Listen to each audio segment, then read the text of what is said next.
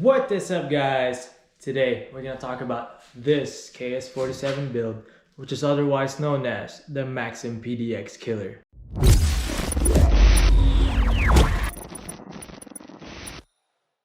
This is my very first AR-15 build, and this is based on the KS-47 platform.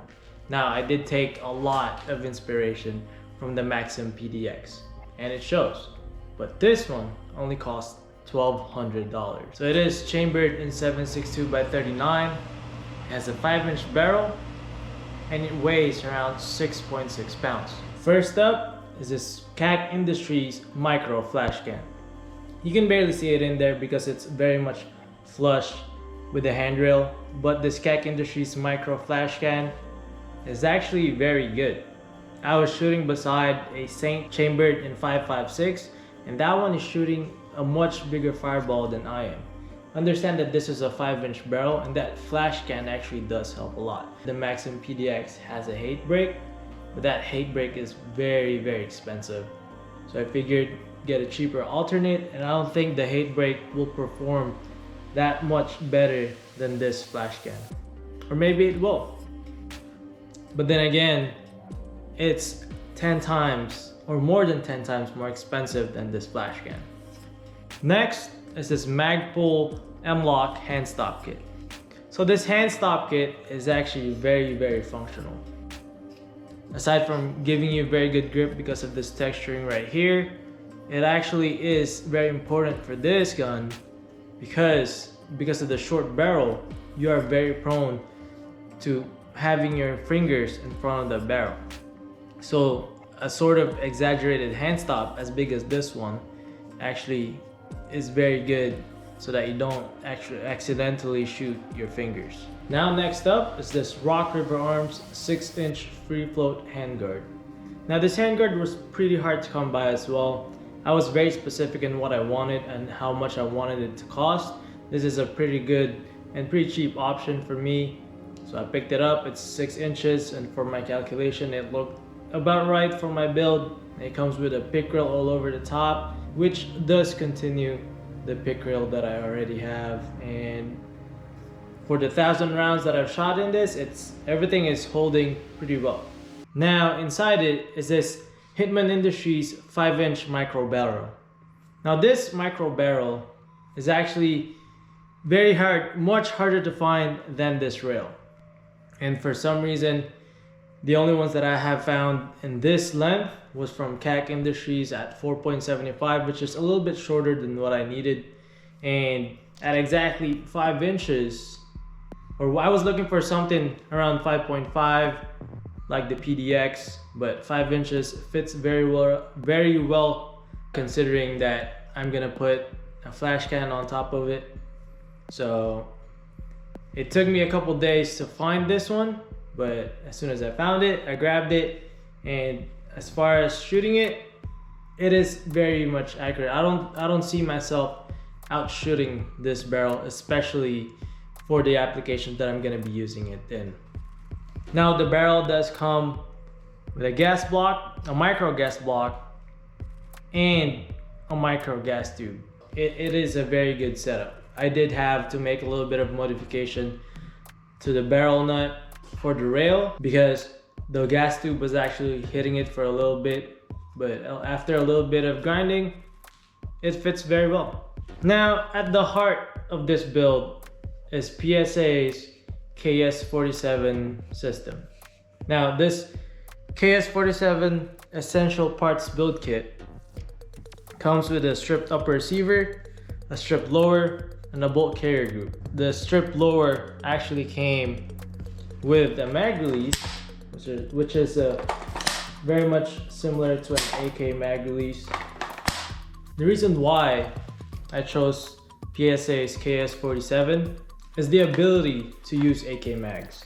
Now I have tried other AK mags that I have, but the only one that I can make work is this P mag right here, and it works very well. Aside from that, I don't really have any problems with it. And with PSA's warranty, if anything breaks, anything happens, I shouldn't have any problems.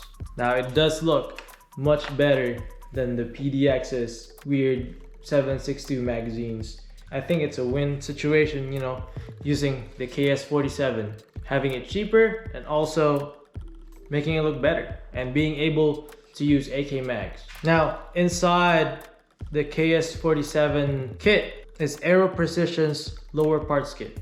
So that's all the other pins, springs, and whatnot that's in here. And then I also have, here's the ALG's Advanced Combat Trigger.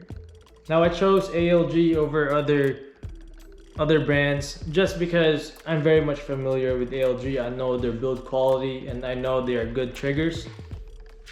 And this one is not an exemption. It's very much like a mil-spec trigger, except the pull weight, everything else is much better. There's not a lot of slack in it and I'm just loving it. And I'm very much familiar with ALG because I use ALG triggers for my AKs as well. Now, as you can see, I don't have a forward assist. I do have a forward assist plug. I'm not really gonna go into much on why I chose that, but I didn't really need a forward assist on this just because I have a very heavy spring, a buffer spring, so it does push the bolt forward much harder than a regular buffer spring. And from shooting M16s and M4s for a long time, I've only had to use the forward assist I think once, so I just decided to plug it. Now I don't have a cover as well, a desk cover, and that's just personal preference. Now right here I have just a generic charging handle. I don't know if you can see it on the camera.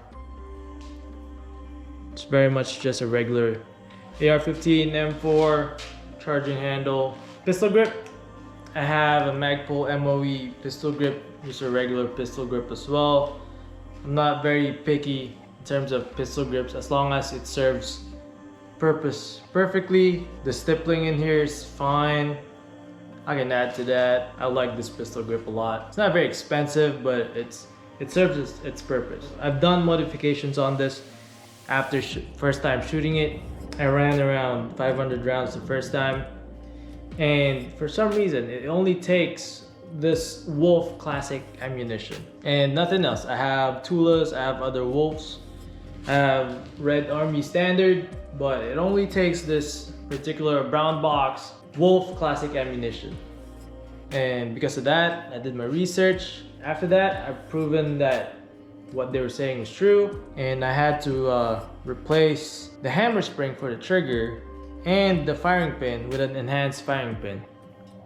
So those are both from Black Rifle Arms. I have a enhanced firing pin for the bolt carrier group, and the ALG trigger now has a heavier hammer spring.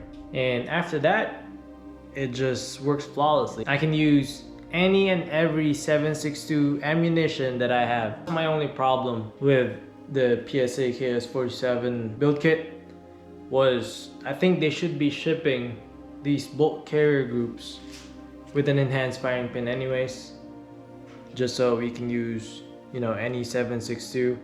But without it, it's fine. It's not that expensive for the kit to modify it and for the heavier hammer springs as well. So not that big of a deal.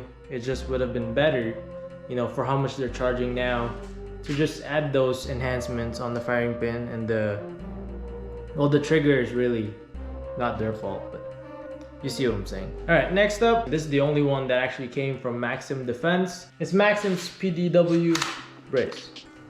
So as you can see, it does look very good, and this is one of the things that I fell in love with when I saw the PDX.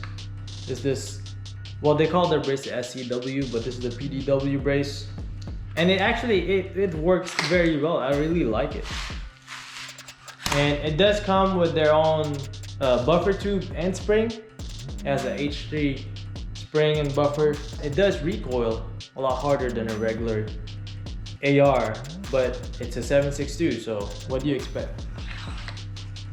But I really like it. It makes it very compact. It makes it very good looking. And this overall length, I believe when I measured it, it's 19 inches flat. Literally 19 inches for this whole thing. And that is just a very good, very good truck car backpack gun that you can have. It's very good for self-defense, and that's really what I wanted or what I liked about the PDX. And the fact that I'm able to assemble one for half the price is a win-win for me. Now, $1,200 for this whole thing. Well, that is except for this prism sight. Now, this is a 3x magnification prism sight from Cabela's. It's Cabela's Firebolt. As far as I'm concerned, it does what it's supposed to do. It's not very fancy like those other ones. From what I can tell, this looks strangely very similar from a prism scope by Burris, which costs $200 plus. This is only like $150, $160. And it's a bit old, but they've updated it through the years. But I believe from what I've read and from what I've seen that Vortex, Burris, they have very, very similar scopes to this. So this might be the same thing, it's just a matter of their appearance being different. Now with that being said, this whole build cost me $1,200. It is very reliable. I have not had very much problems with it after shooting it for a while.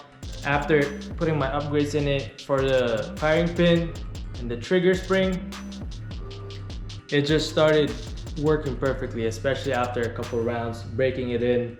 It's just flawlessly handling all those cheap Russian ammunition and the accuracy as well.